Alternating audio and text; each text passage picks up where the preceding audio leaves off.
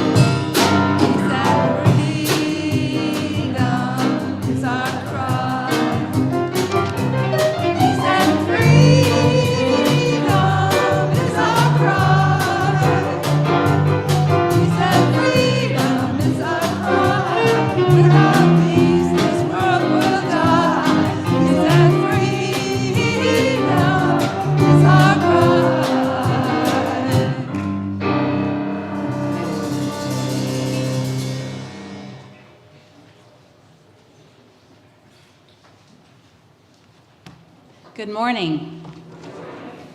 Welcome to the Community Church of Chapel Hill Unitarian Universalist. I'm Alexa Adamo Valverde, a member of the Worship Associates Ministry. We extend a warm welcome to all on this beautiful March day, and especially visitors and newcomers.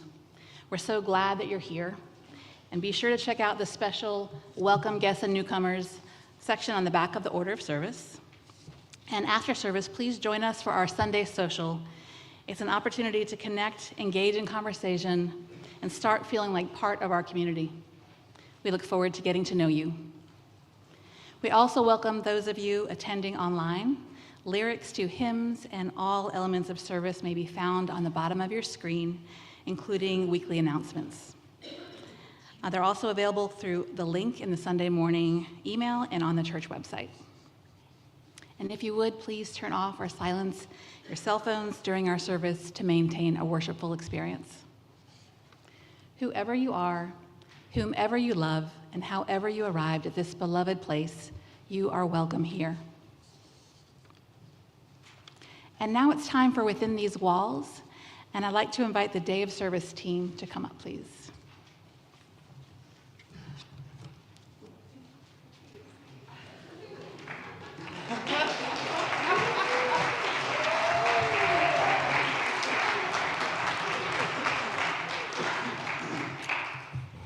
In a year that continues to deliver unexpected challenges, we want to honor and uphold those scenes that bring us strength, motivate us, generate joy, connect us, and provide service to those that need it. It isn't every day that we have an opportunity to make a difference in our community. These encounters are extraordinary because ultimately the greatest gift we've been given is each other. So, without further ado, the Best Picture Award for 2025 goes to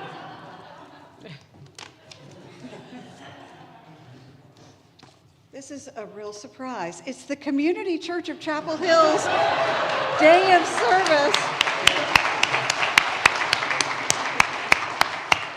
This film brought together more than 200 UUers to eat, laugh, sing, meet new friends, share time with loved ones, and most importantly, provide needed service to our greater community. This culminated in over 670 person-hours dedicated in service. We had the opportunity to feel the great joy that comes when we work collectively to serve others. Giving to others is so powerful, and doing it together is even greater. This movie had so many critically acclaimed scenes of service, signing up to donate blood, helping people know they're remembered and loved by creating shawls and placemats, writing to government officials to ask for what is right, giving joy through toys to animals living in shelters, improving the grounds of the community nonprofit schools and nature parks that are in our area. These are some of the reasons that this film wins the Oscar. This great movie marks the end of the Community Church Pledge Drive. It celebrates our combined financial and service contributions to our church community. In effect, we ended our giving with more giving.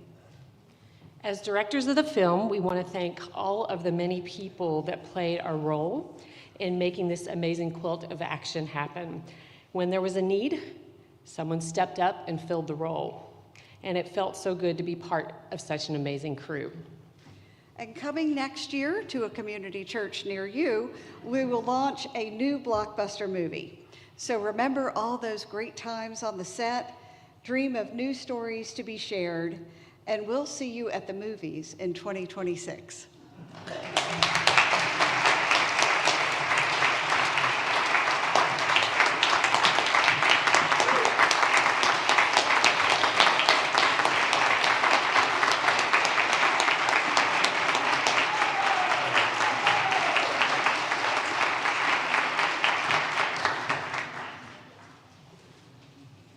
Please rise in body or in spirit for our opening hymn, number 1024 in the blue hymnal, When the Spirit Says Do.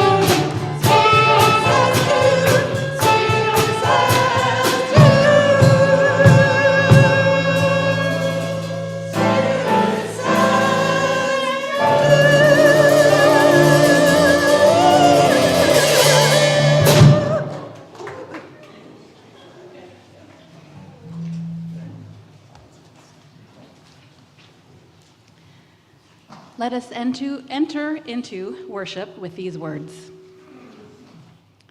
Resistance is the secret of joy, said Alice Walker. Or was it joy is the secret of resistance? I am the strong-willed child they never saw coming.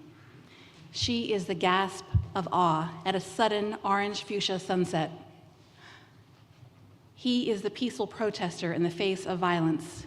She is the mother walking with her children across a fictitious border. We are a deep inhale. We are the ruckus chuckle of connection amidst a very difficult experience. I am my body. You are the soup you just made. They are a dance as they move in protest. We are beloved community and a welcome crying baby in the back of the sanctuary. Joy, resistance, truth, dignity, it's all taking root. Come, let us worship together.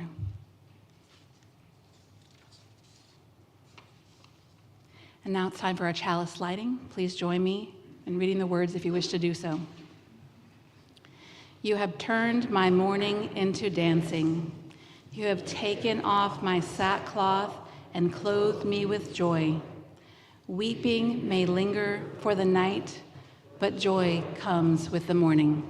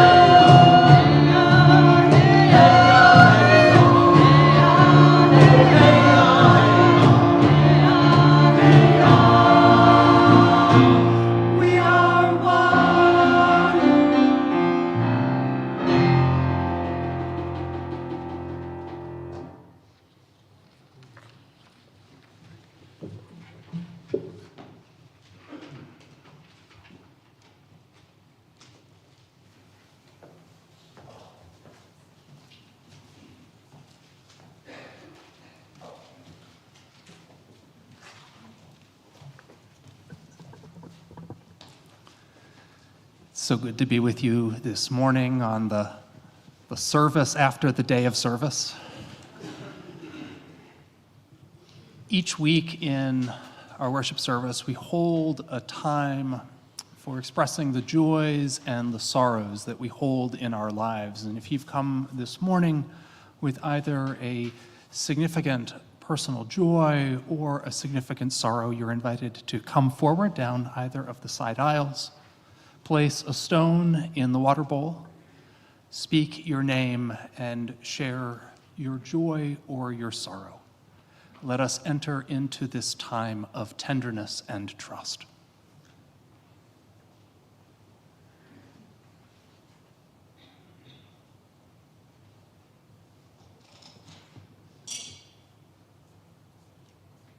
I'm Mary LeMay, and I'm a member of this congregation, and I have the joy to say that my granddaughter, one of the three, came through emergency appendectomy with evidently no impact on her future.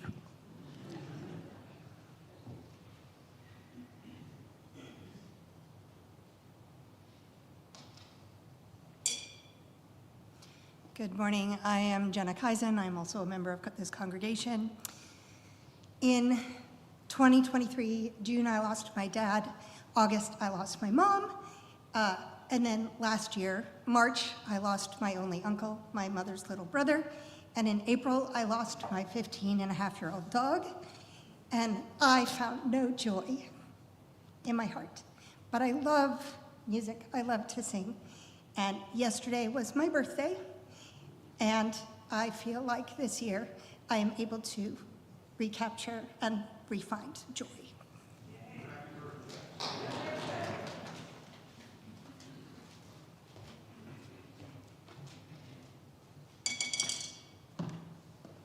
I'm Deborah Klinger, and you probably all know him.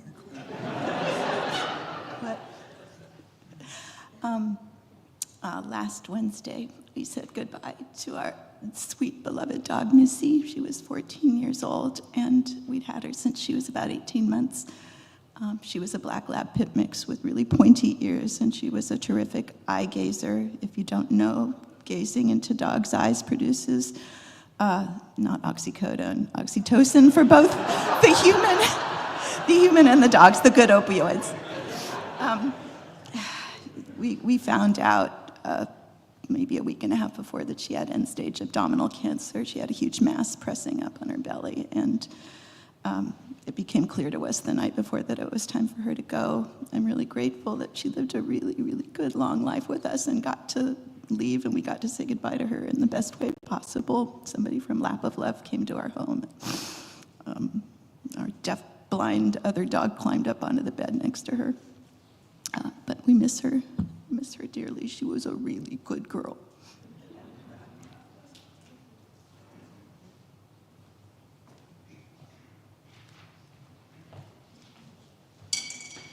Good morning, I'm Jenny Warnash. This is a stone of great joy. My son, Alan Reese, who, if you have kids who are either middle school through college, they were probably in there with him. He taught here for a long time. After 2 years of lots of rejections and finally putting himself through police academy, he just started last Monday with the Orange County Sheriff's Office, and he is so excited, and I'm so happy for him.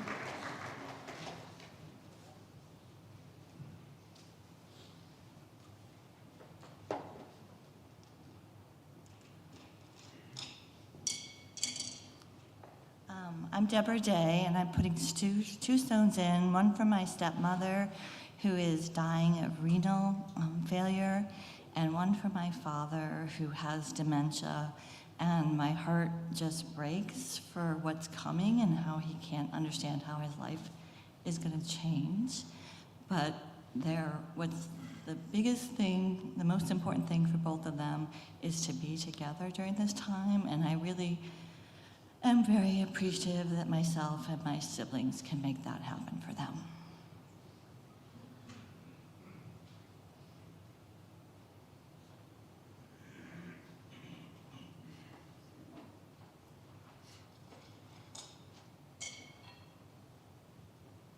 My name is Susan Spalt, and I have a joy this morning. I was very honored to be included in the poetry reading last night in Carborough, celebrating Women's History Month. I was one of quite a number of poets, all ages, all races, nationalities, and it was a wonderful, powerful meeting, and I'm so proud of Carborough for what it's doing for poetry. Thank you.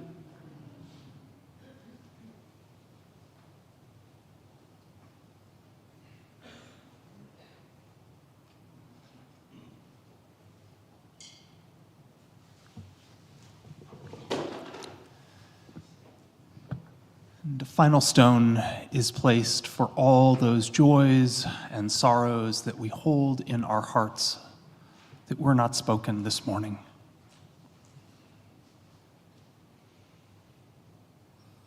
I invite you to join with me in the time of meditation and prayer. The poet William Blake once wrote that joy and woe are woven fine, as it is with the joys and the sorrows of our lives.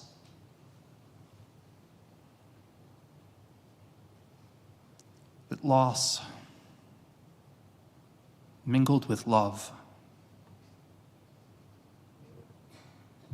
pain mingled with compassion and care,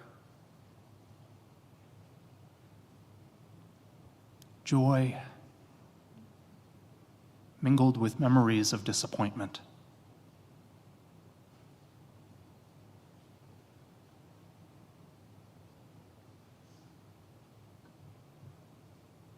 And togetherness mingled with loss. As we hold in our hearts the joys and the sorrows of this community, those spoken and unspoken, let us grow in an appreciation of joy. Seek to find goodness within us and around us. Cultivate gratitude for each other and for this world. Let us remember the importance of our lives, the importance of this community, the importance of the role we play in creating compassion, in working for justice, in bringing healing, and in witnessing to the truths of our world. Amidst joys and sorrows, pain and rejoicing, let us hold a few moments of silence together. I invite you to be still with me for a few moments.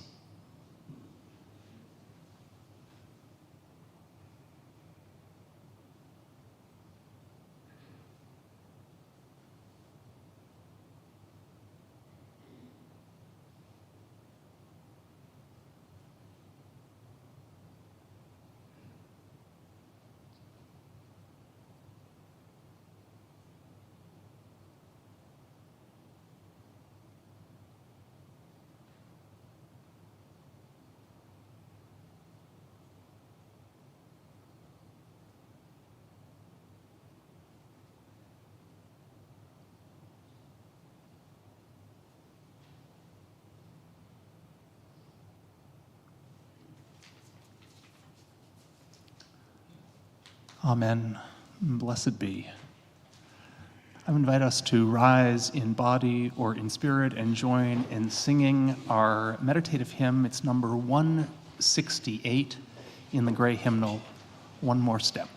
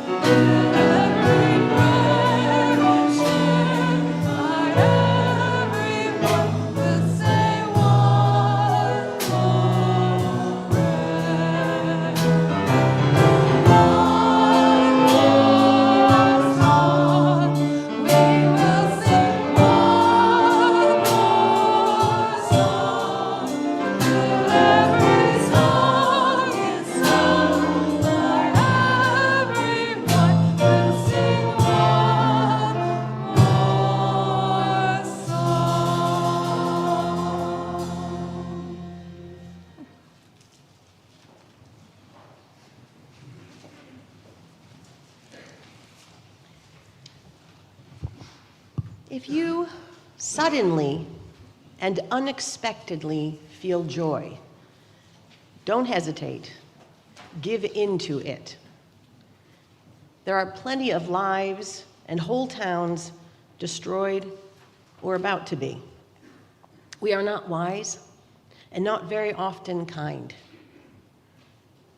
And much can never be redeemed.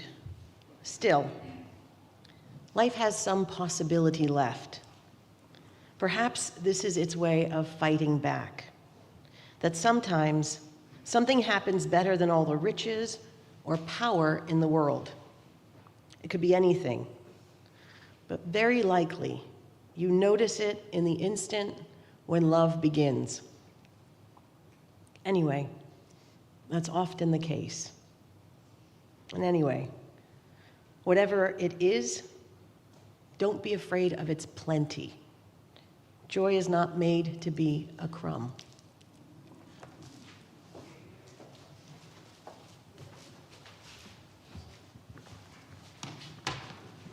And now it is time for our offertory.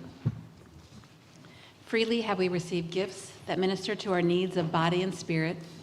Gladly we bring to our church and its wide concerns a portion of this bounty. If you wish to donate online, please point your camera at the QR code on the back of the order of service and tap the banner that appears, or there is information on the church's website. We will now receive the morning offering.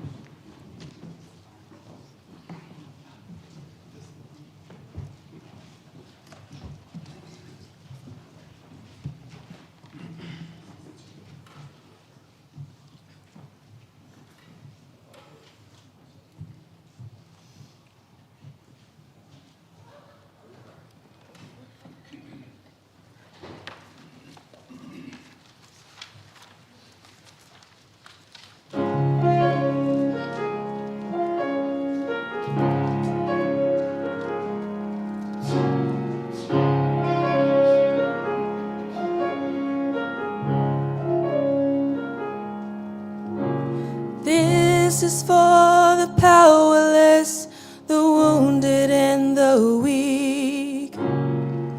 This is for the immigrant and those who cannot speak. If the ground beneath your feet feels unstable, there's a place for you at my table. And if you're broken, you're welcome. And if you're outside looking in, if you have no place of your own, my door is open. It's always open. To anyone wondering if you belong, to anyone who feels afraid and not that strong, if you wanted to be confident but you weren't able, there's a place for you at my table. And if you're broken, you are welcome. And if you're outside, yeah, you're outside looking in. And if you have no place of your own, my door is open. It's always open.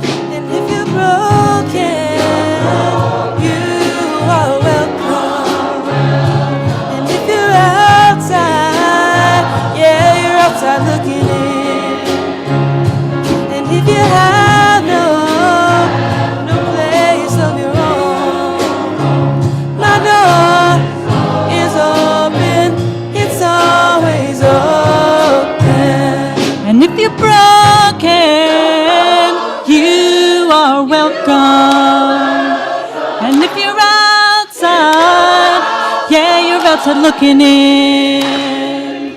And if you have no place of your own, my door is open, it's always open. If you're broken, you're welcome. And if you're outside, yeah, you're outside looking in. And if you have no place of your own, my door is open, it's always open. My door is open, it's always open. My door is open, it's always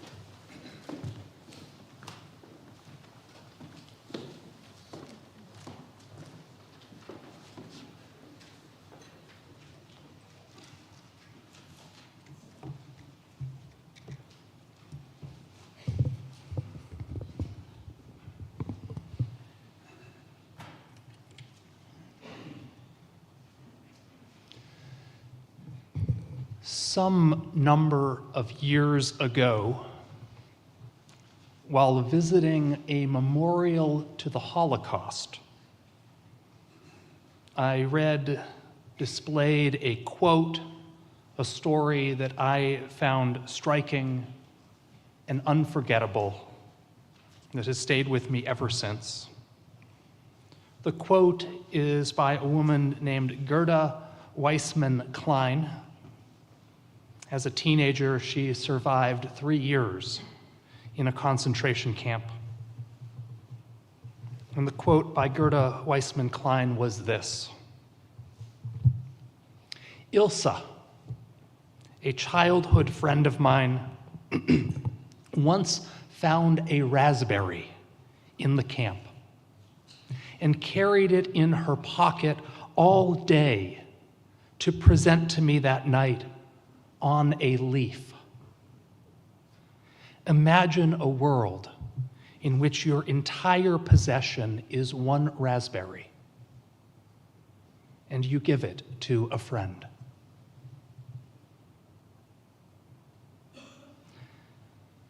I hesitate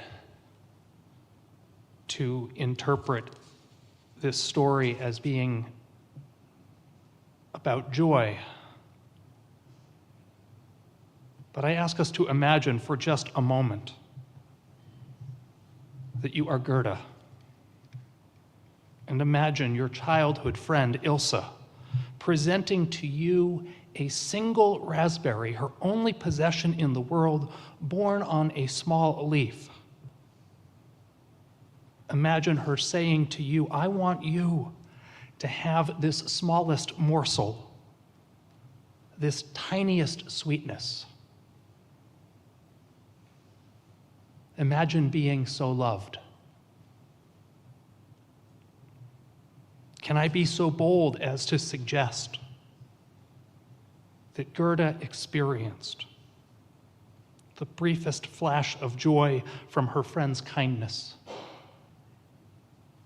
Can I be so bold as to suggest that Ilsa experienced a briefest flash of joy to see her friend Gerda receive her gift? In the poem Don't Hesitate by Mary Oliver that Jen read earlier for us, the poet writes, if you suddenly and unexpectedly feel joy, don't hesitate. Give in to it. There are plenty of lives and whole towns destroyed or about to be. We are not wise and not often kind. Still, life has some possibility left. Perhaps this is its way of fighting back. Perhaps joy is its way of fighting back. that sometimes something happens better than all the riches or power in the world. It could be anything, but very likely you notice it in the instant when love begins. Joy is not made to be a crumb. And so this morning I want to talk about joy. And I have to admit there's a part of me that thinks it's risky and maybe a little bit obscene to dare to speak about joy at this moment in which we witness so much reckless destruction, this moment in which we witness so much unchecked corruption, this moment in which we witness so much sadistic greed. What right do I even have to dare to mention joy? And then I think of last Sunday's worship service. How many of you were here last week for our campus ministry service? Fantastic, amazing service. And I think back to that sermon that was given last Sunday by Trey Anthony. In his sermon, Trey shared a quote about the gay community at the very height of the AIDS crisis. The quote was this: "During the darkest days of the AIDS crisis, we buried our friends in the morning, we protested in the afternoon, and we danced all night. The dance kept us in the fight because it was the dance we were fighting for. It didn't look like we were going to win then, and we did. It doesn't feel like we're going to win now, but we could. Keep fighting, keep dancing."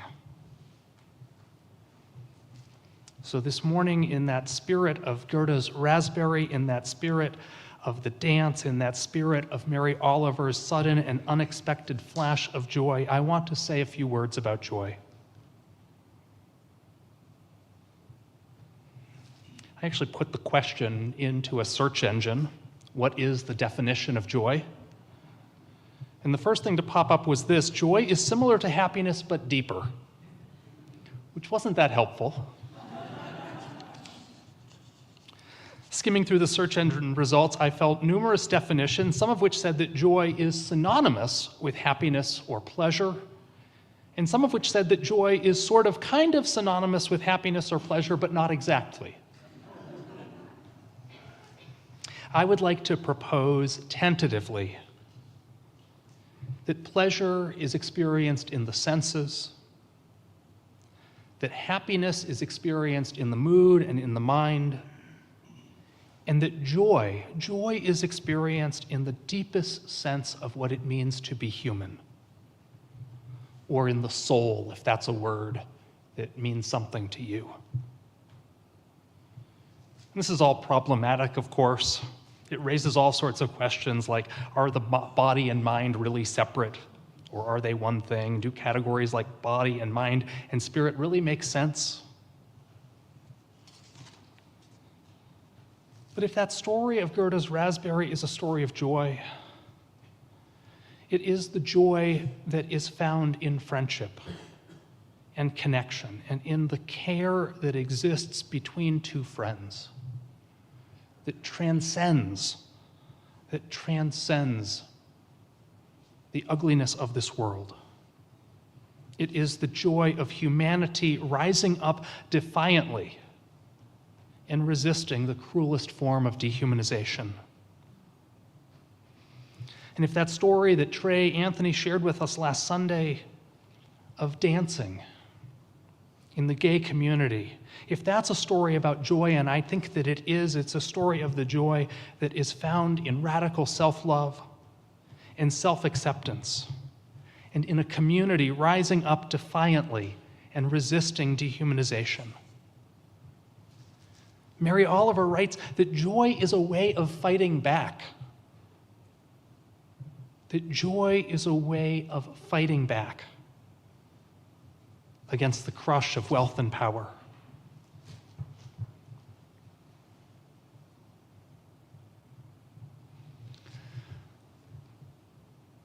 Someone quoted the Bible at me this week.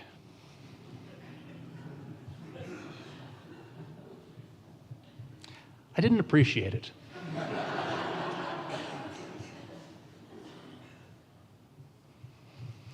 When someone quotes the Bible at me, I'm always tempted to respond, you know I have a degree in that, right?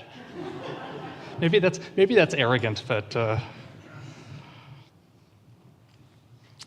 great minister William Sloane Coffin once lamented that too many people use the Bible the way a drunk uses a lamppost, for support rather than illumination.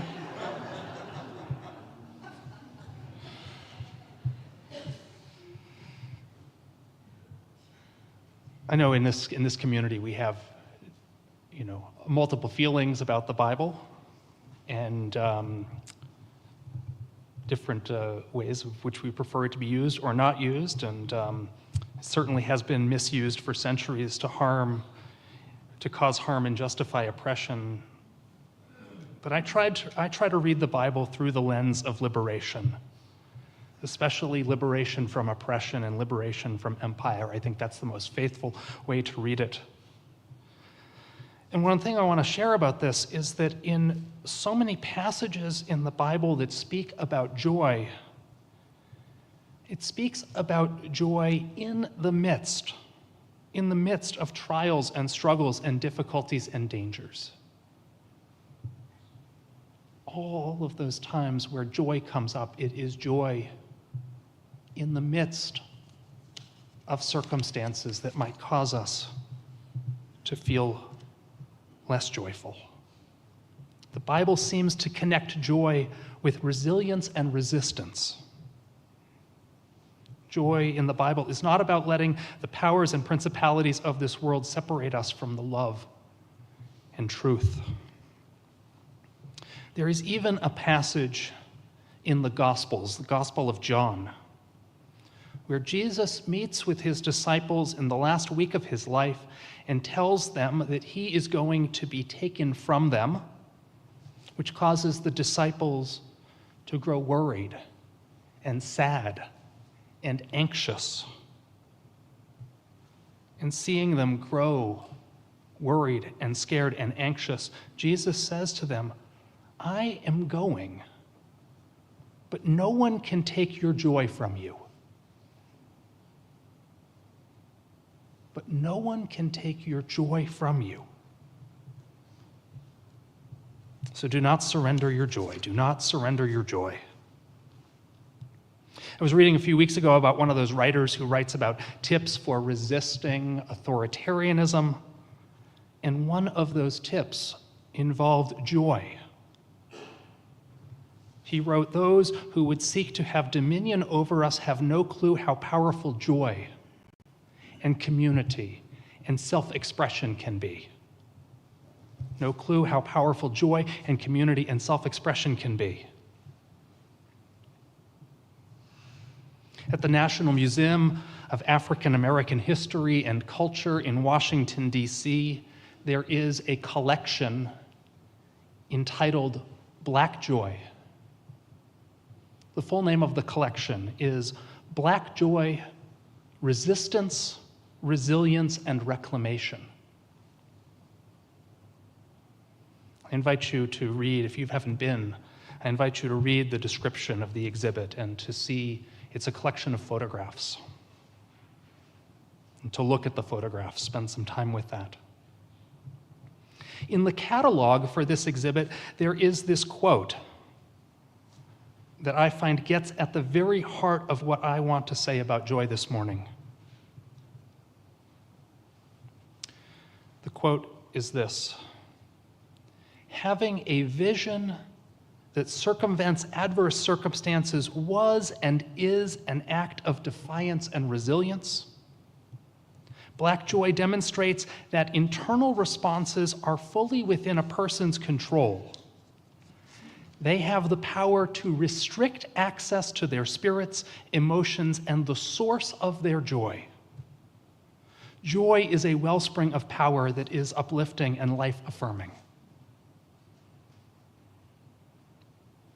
And that is what's important to know about joy, that you have the power to restrict access to your spirit, to your emotions, and to the sources of your joy. Amen.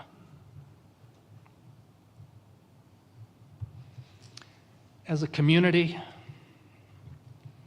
As a community church, I think that our practice of joy is one of our strengths. The joy of musical theater,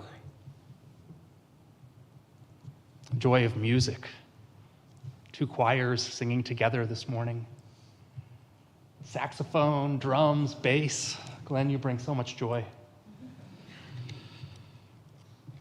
I have to mention, I'm biased, but I have to mention our chalice choir. I get to see them sing. That's joy. The joy of weddings, joy of child dedications, the joy of our day of service leaders doing the most outrageous announcements and like outdoing themselves each and every week. I once had a brand new member of the church remark to me, Thom, they said it in a surprised way, Thom, you seem like you really enjoy ministry.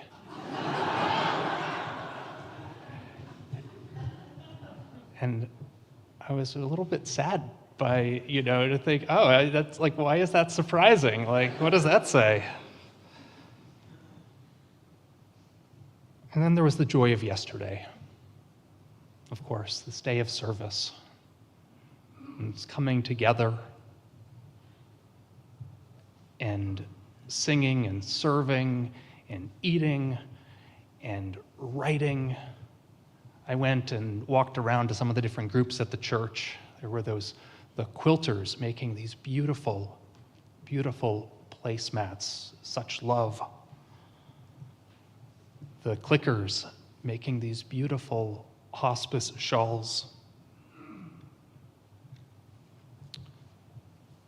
There was such joy in our community yesterday.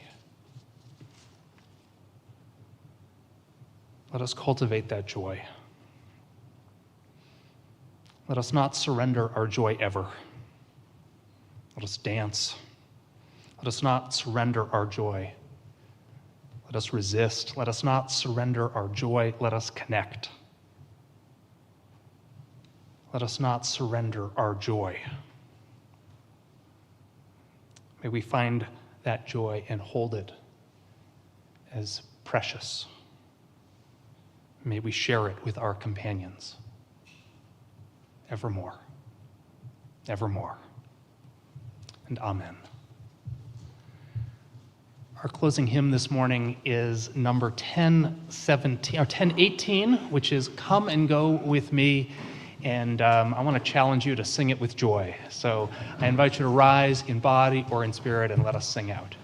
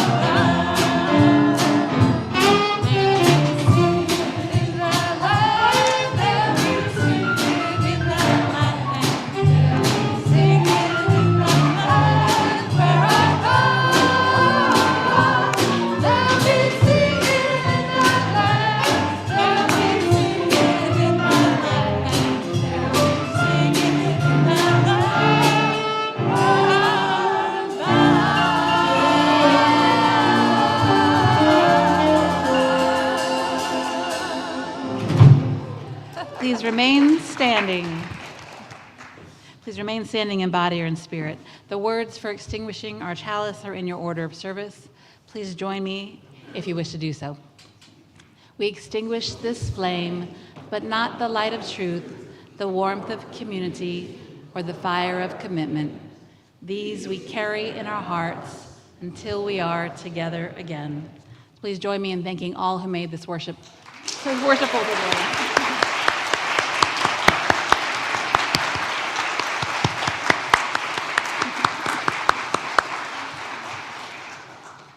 And now it's time to sing Shalom.